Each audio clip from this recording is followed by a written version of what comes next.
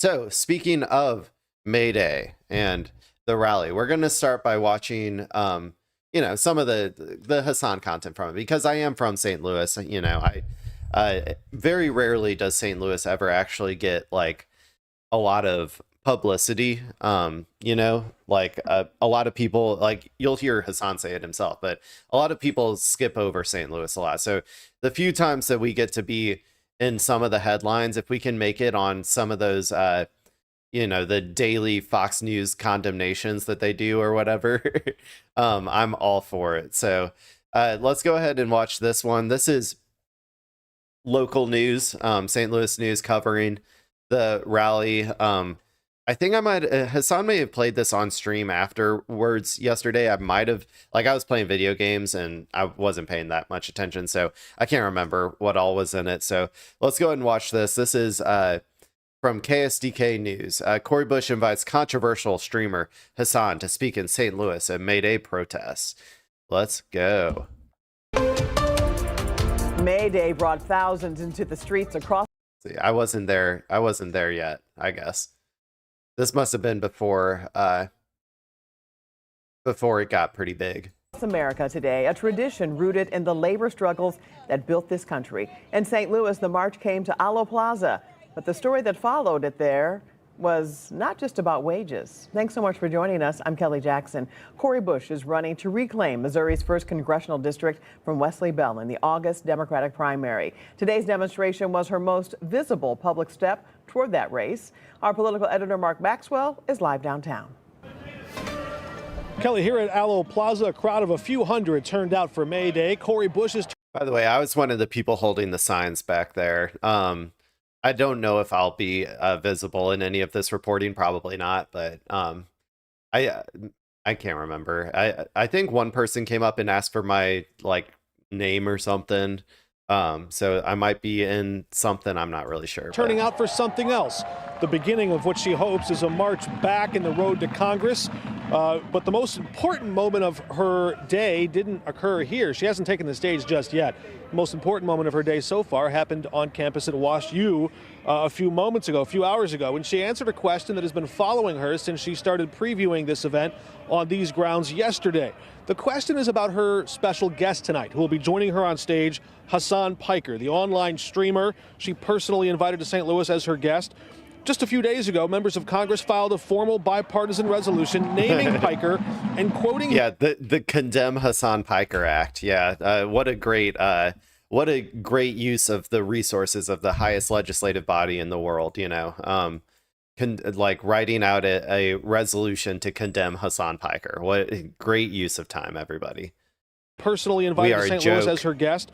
Just a few days ago, members of Congress filed a formal bipartisan resolution naming Piker and quoting his own words, that he said America deserved the September 11 attacks, that he said the sexual violence of October 7th, in his words, didn't change the dynamic for... If you want to hear my entire analysis of this entire piece of legislation, I read it all in its entirety on stream yesterday. I clipped it this morning, so it's on my YouTube channel. It's ridiculous. It's ridiculous. This legislation is anti-Semitic in and of itself, because it is conflating the anti-Zionist views of Hasan Piker with the actual anti-Semitism of Candace Owens. The people who wrote it are anti-Semites for doing that. They need to stop that shit. They are trafficking in anti-Semitism. Every time that they make that conflation, that is what they are doing. So they really got to stop doing shit like this. That he said the sexual violence of October 7th, in his words, didn't change the dynamic for him. That just 16 days ago, he said Hamas is better than Israel every single time. These aren't mere allegations. These are his own words now in the congressional record. And I asked... Yeah, they're also 90% of the Democratic base believes. They're what the majority of Americans believe. What are they? I don't understand. They're still pretending like this is controversial, dude. I forgot. Okay, yeah, I do kind of remember this now. They when I was watching this on Hasan's stream. Yeah, they go into just the controversies around Hasan and not actually about the Mayday stuff. So I asked Cori Bush about them this afternoon. If you knew that, why invite him to St. Louis? So first of all, you have to ask Hasan Piker about Hasan Piker's words. The same way that I talk to you and you say inflammatory things, the same way that I talk to I talked to someone from the New York Times. Usually you're saying negative things about me, and I'm still standing here talking to you. And so Hasan Piker, like asking Hasan about what Hasan said is what you should do. Asking me about what I said, that I can stand up for. The same way I don't know about what other people who are podcasters or what, I am getting a message out to the people that listen to them. That's what I'm doing. I'm getting a message out to the people who listen to you. Yeah. So she's just saying that, yeah, the people that the vast majority of the Democrats at least agree with Hasan Piker. Like, so she's like, yeah, I'm going to go out and talk to them. Like, what are you talking about? Like, I'm not going to just like shoot my campaign in the foot by not taking advantage of this like massive platform that having Hasan Piker like show up in St. Louis will do for me. Like, they would be stupid. Like, and I don't know, these people, they're going crazy, dude. Tonight, Wesley Bell's campaign responding. Campaign manager Jordan Blaze telling us that Cori Bush should apologize to the Missouri families who lost someone on 9/11. What? She should apologize to them. Well, oh, okay, bro. You should apologize for not fixing all the tornado damage that came through a year ago. Those people are still suffering, man. What the fuck are you doing? To victims of sexual violence and to people, to families of military personnel killed in terrorist attacks around the world. His campaign writing, quote, My God, dude. Wesley Bell dude, he's the biggest apex stooge that has ever fucking existed. I swear to God, if like we don't defeat him this time, I'm going to be so fucking pissed. Like last time when they spent $9 million against Cori to beat her, it was a different time. People were not ready to have the conversation about Israel. But nowadays it's like I don't know. I don't really think that there's a possibility that he's going to win, but I don't know. I think polling right now, it's really early. Polling has them about tied, I think, right now.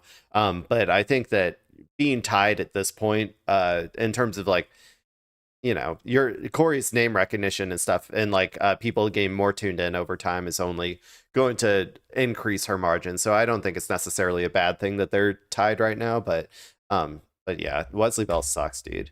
9/11, to victims of sexual violence and to people, to families of military personnel killed in terrorist attacks around the world. His campaign writing, quote, we should all be angry at Donald Trump, but, quote, let's channel our anger in ways that don't sink to his level of hatred.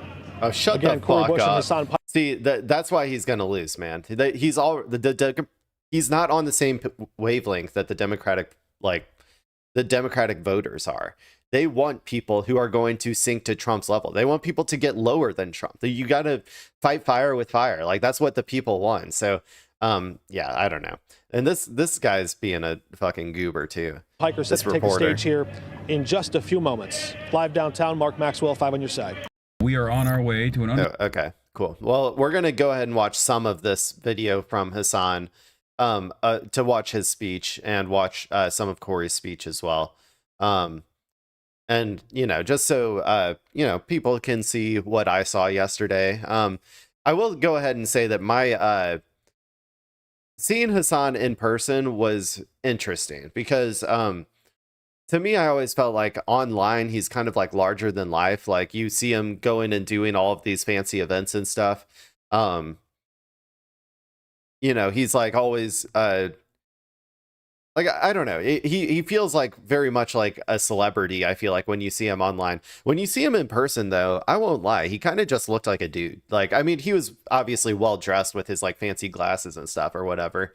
But I was, he just looked like a normal guy to me or whatever. So that was just like an interesting, at least that's how I felt. I'm sure maybe some people felt differently, but anyway, let's go ahead and watch his speech up here. I'm just gonna skip right to it. Let's see here. For those unaware, I'm over on the back right. Like I don't think I'm visible on any of these shots, but I was like over on the back right, like so further to the right of the screen over here. And we also have with us Mr. Hasan Piker, a political commentator. Let's welcome him.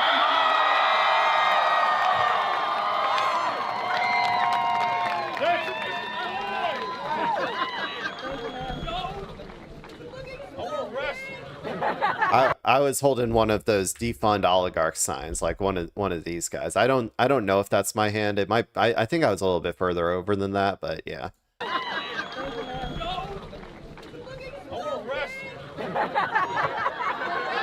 hear you.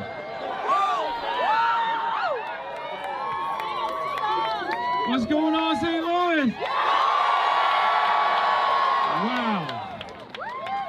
It's going to be a tough act to follow, those ladies. They really brought it, but I'm going to try my very best. It's a real honor to be here today on this beautiful day, International Workers' Day, Mayday, a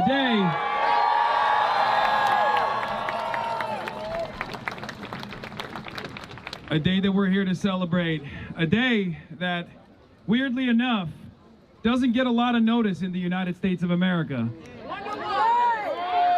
Yeah, I wonder why. It's interesting. I feel like St. Louis doesn't get a lot of notice either, even though it deserves all the praise. Yeah.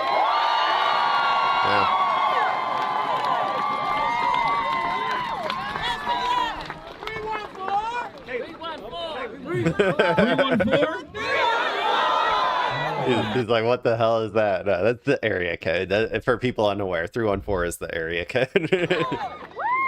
I just traveled from Philadelphia, where I was, okay, you don't have to praise him that much.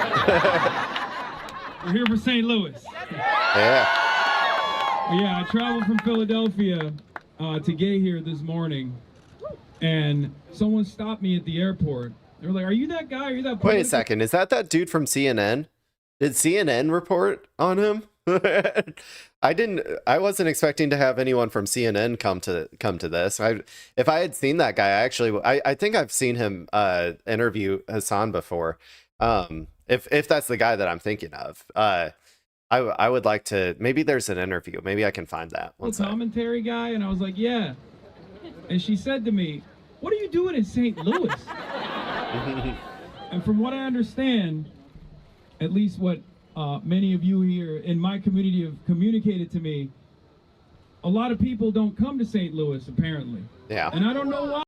Yeah, that's true. That's true, by the way. I do think St. Louis is relatively forgotten about. I don't necessarily think it's anything. There's a few reasons for that, right?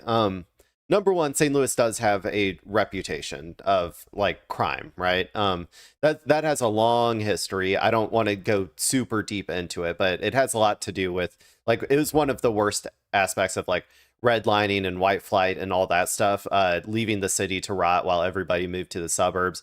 Like there's a lot of that shit that happened. So in general, and also there's a heavy like black population in St. Louis as well. So all of that leads to it having a, negative reputation when it comes to crime. But then also we're surrounded by two cities that are like probably bigger, like Chicago and Kansas City.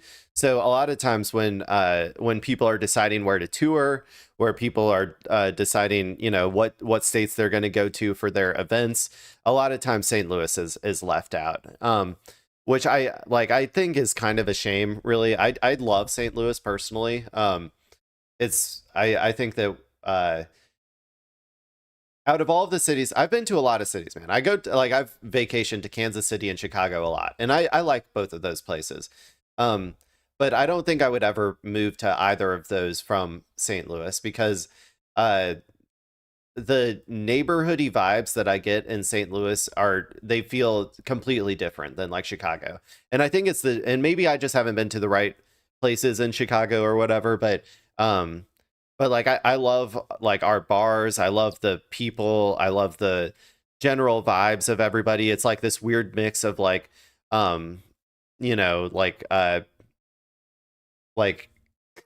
especially in the city, it's this weird mix of like hick and hipster, like that I really like, because like most of the people tend to be more progressive in the city, but they still have a lot of the like hick vibes, which I won't lie, I kind of enjoy the hick vibes sometimes.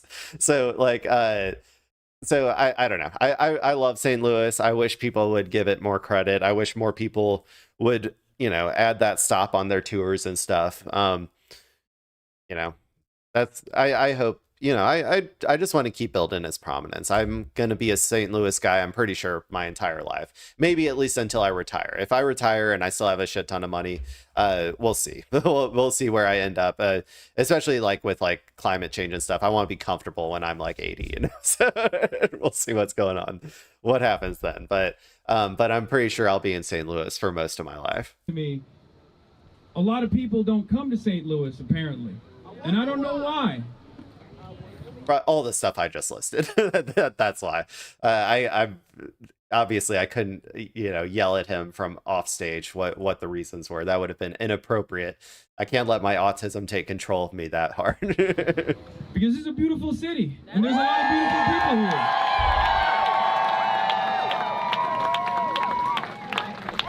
But in all my travels, I've seen a lot of places like St. Louis, places that have been left behind by wealthy corporations that pollute your waters, that steal your productive output, and then spend it on themselves.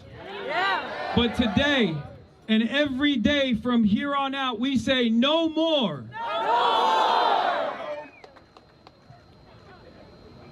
For the longest time, I felt disillusioned, like many of you probably did as well. 2016, Bernie Sanders, we went out, we door knocked. 2020, the same thing. And in a sequence of defeats from corporate Democrats, there were wonderful gems that came out of that movement. People like Cori Bush, who I'm honored to be here with.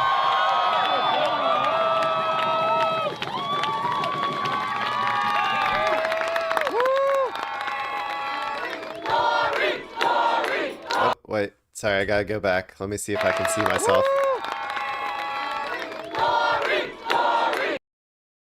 No, I don't think so. I'm guessing I'm not going to be able to see myself. I might be holding that sign right there. I can't, but I'm not 100% sure.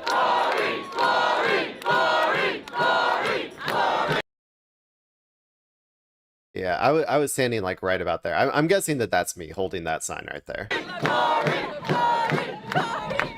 People like Cori who put ordinary folks like yourselves first in her campaign and in her legislative battles. People who put their bodies on the line to make sure that the eviction moratorium was halted, that the eviction moratorium continued, to make sure that those who are unhoused got the housing necessary.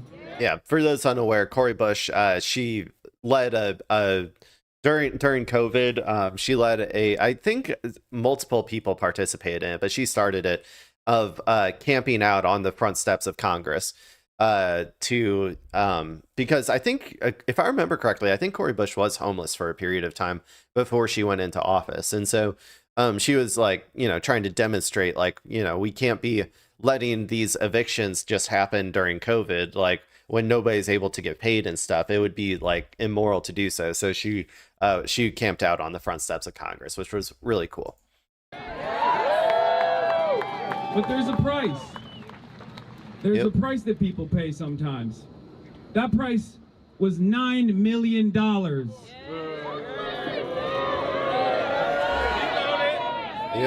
$9 million, the second most expensive congressional primary.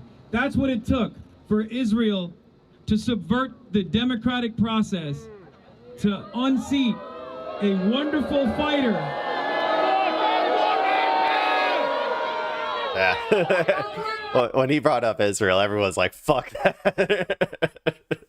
Yeah, in case you're wondering where the average, I mean, these people, I guess I wouldn't say are the average Democratic voter, but I'd say they represent a vast swath of the Democratic voter, especially this like when it comes to Israel, this definitely is representative of the average people. And put a AIPAC stooge like Wesley Bell in charge.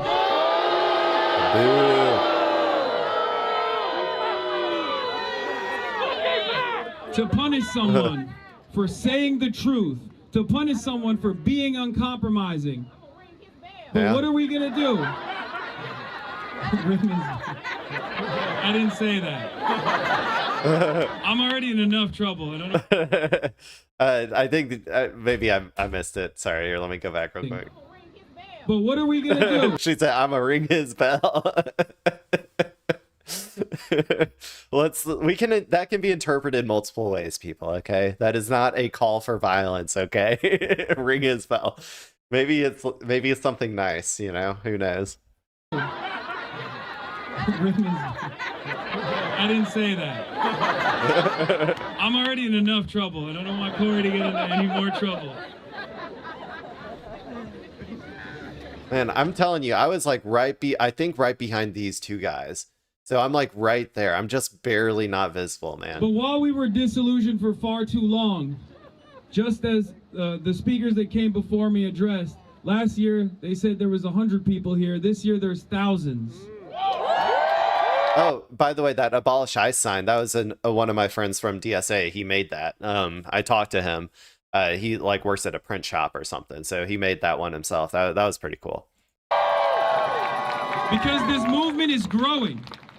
There are ordinary folk just like yourselves who recognize right from wrong and who will fight back and who will have their voices be heard. St. Louis, are you with us?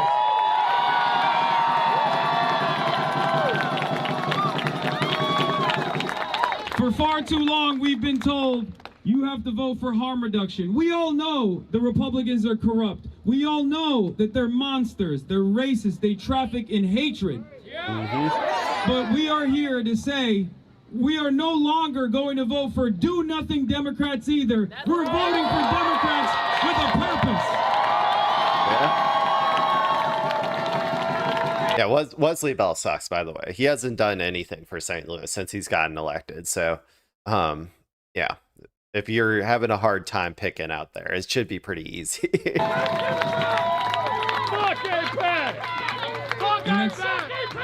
And that's precisely why it is a great honor for me to be here alongside Cori Bush today and introduce to you, hopefully once again, the rightful candidate for Congress, Cori Bush, everybody.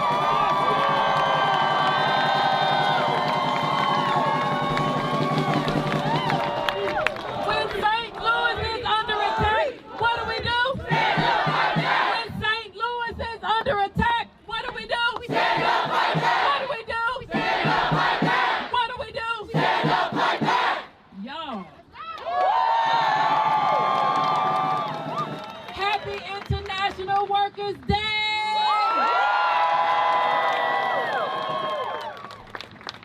I'm so glad to be here with all of you. Y'all, we keep doing this, don't we? We keep coming back and coming back and coming back, but I love seeing y'all, just don't love why I keep seeing y'all. We should be past this.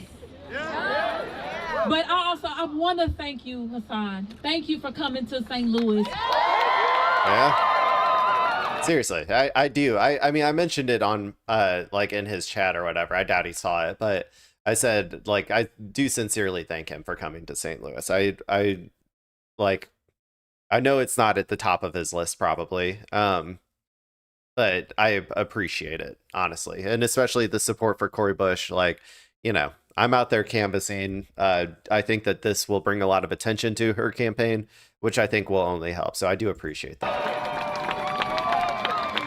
Thank you for prioritizing our community, because like you said, others won't. The only thing that we can hope for, though, is that this generates a rage bait news cycle in Fox News. Please, dear God, I really want like national Fox News to cover this with the same veracity that they've been covering Hasan all the time, because that would be incredible. That would put Cori Bush's name like on the fucking map, man. Like even higher, like give her so much, you know, improve her reach significantly. So please get rage baited, Fox News. For prioritizing our community, because like you said, others won't and others don't. We have people who are our elected representatives who don't prioritize us.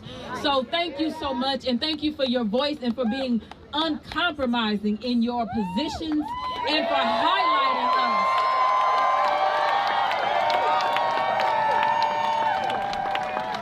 We need people all over the internet who know what they want, who know how to go get it, and who are uncompromising and who will go say the thing. And so we really appreciate you being here because St. Louis deserves it.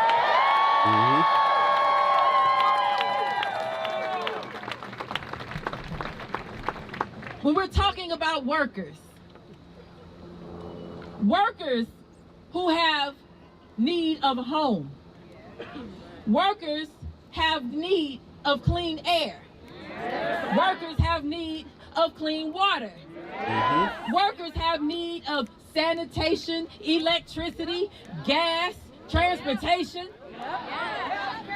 And so when we're in healthcare, but when we talk about workers and we talk about the rights of workers, we're not just talking about making sure you get paid the wage that you deserve, making sure that that's livable. We're not just talking about making sure you're at the table. We're talking about making sure we wrap around your whole life.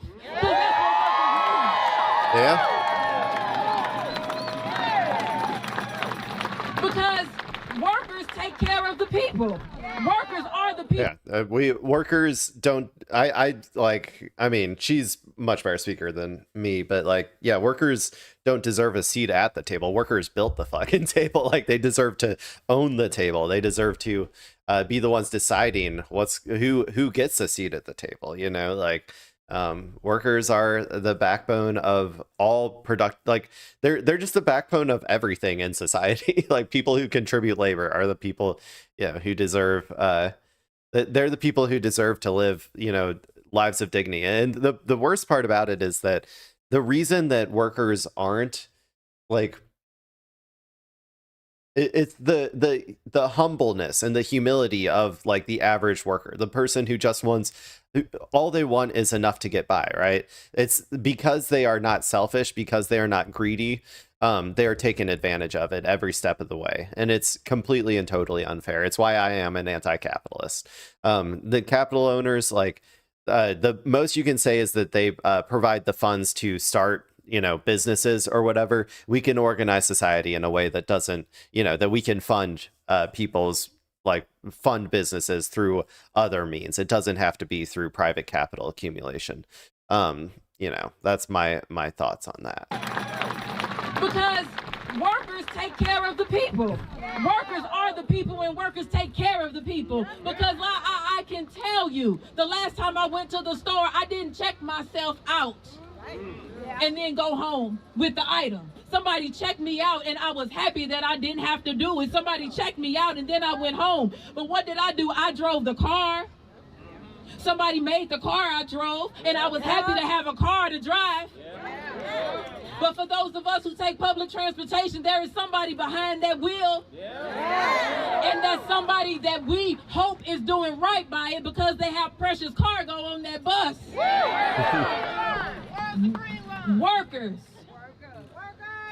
Workers' rights are human rights.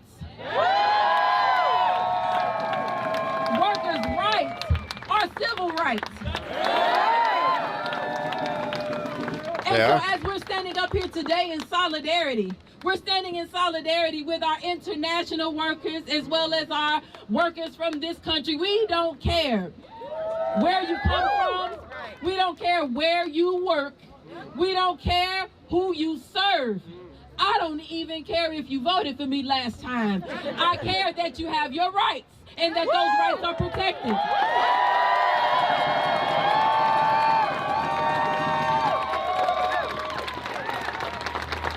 And so in order to protect your rights, we need people in seats, and this is all across the country. We need people in the seats that see you. People in the seats that think that is dignity to call out your name and do some work for you. People that don't believe that they deserve to be served by you. People that will go the extra mile. The North Side shouldn't look like what the North Side looks like. She's talking about the tornado that went through the north side of St. Louis. It was also a heavily black area, so that also explains why they've had a very difficult time getting the funding needed to do the repairs necessary just to become whole. Yeah.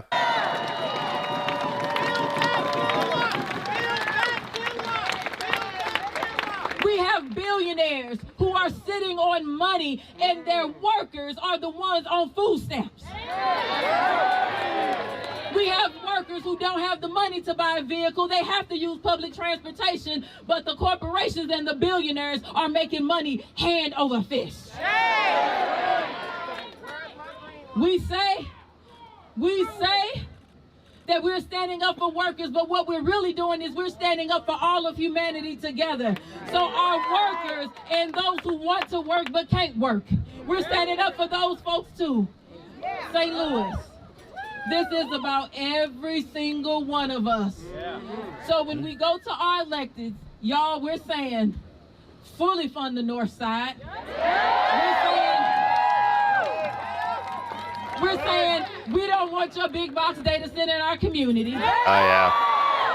That, by the way, that was like, I think it was declined originally. Like the people, like they, I can't remember if they voted on it or if they just decided not to do it because of the public backlash. They were building a data center in a place called the Armory in St. Louis. And then I think there was enough public backlash that they decided not to do it. But then they came back and the mayor like overruled it or something and said, actually, we are going to do it anyway. So just another anti-democratic process that happened. So I'm expecting my fucking water bill to go through the roof in the future, which, it's already so high. We're saying we don't want your police shooting firing range in our community. We're saying put money into our education, put money into our schools, put the money into healthcare. And lastly, if you can't stand up to Donald Trump and his administration on the city level, the state level, or the federal level, then you're no representative for us. Yeah. By the way, Wesley Pell voted to thank ICE. So, you know, if you needed any evidence of where he is compared to where the actual people of St. Louis are, because I'm telling you, I go around, you know, whenever I'm doing my canvassing, one of the top issues that all of the Democratic primary voters that I've talked to is ICE. So, and he voted to thank ICE. It's in like, you know, he is completely and totally, you know, against the base of the party.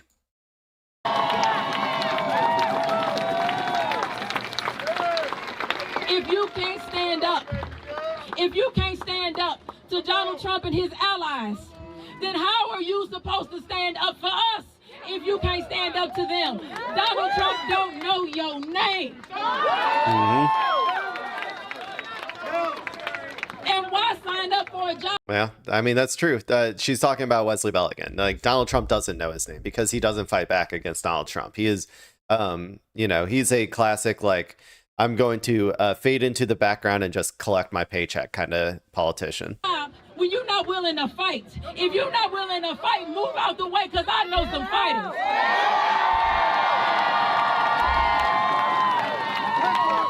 I know some union workers that are fighters that can replace you.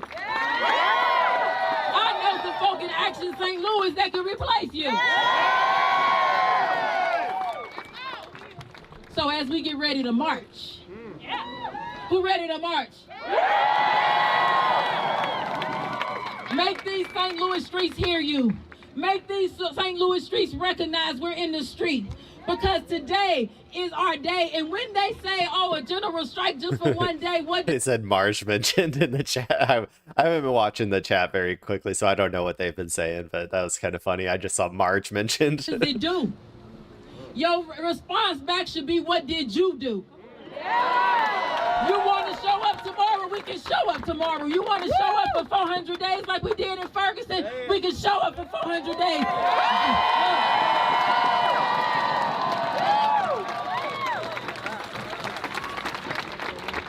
They don't want that kind of smoke. They don't even want to hear us say abolish ICE, but it's abolish ICE.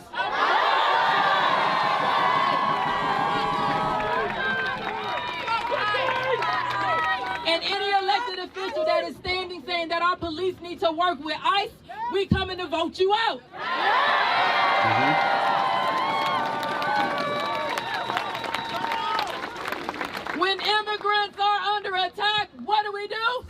up, fight back. Immigrants are under attack. What do we do? Stand up, fight back. What do we do? Stand up, fight back. What do we do? Stand up, fight back. Yes, St. Louis, let's go. Yeah. I think she did a really good job personally. I mean, obviously I'm biased because I am a big Cori Bush fan, but I think she did a good job. Hasan, I think did a pretty good job as well.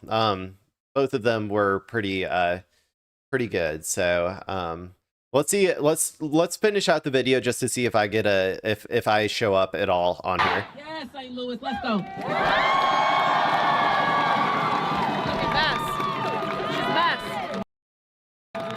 It's Caroline Kwan saying she's the best.